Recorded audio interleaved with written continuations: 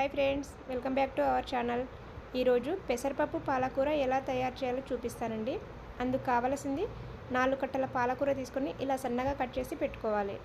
ఇప్పుడు స్టవ్ పై కడాయి పెట్టి ఆయిల్ వేసుకొని ఆయిల్ వేడైన తర్వాత కాస్త ఆవాలు, కాస్త జీలకర్ర వేసి వేగనివ్వాలి.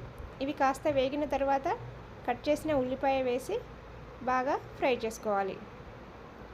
ఉల్లిపాయ అంతా బాగా ఫ్రై అయిన తర్వాత ఒక చెంచా అల్లము, కాస్త పసుపు వేసి ఫ్రై చేసుకోవాలి. ఇది అంతా బాగా ఫ్రై అయిన తర్వాత ముందుగా కట్ చేసి పెట్టుకున్న పచ్చిమిర్చి కూడా వేసుకొని ఫ్రై చేసుకోవాలి. ఇలా పచ్చిమిర్చి అంతా బాగా ఫ్రై అయిన తర్వాత ముందుగా కట్ చేసి పెట్టుకున్న పాలకూరను అంతా వేసుకొని అంతా బాగా కలిసేలా కలపాలి.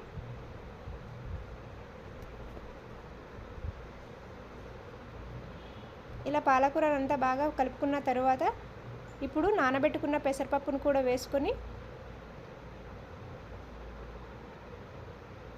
పెసరపప్పు పాలకూర అంతా రెండు బాగా కలిసేలా కలుపుకోవాలి. ఇలా అంతా బాగా కలిపిన తర్వాత రుచికి సరిపడా రాళ్ళుప్పు వేసుకోవాలి. ఇప్పుడు మరొకసారి అంతా బాగా కలిసేలా కలుపుకొని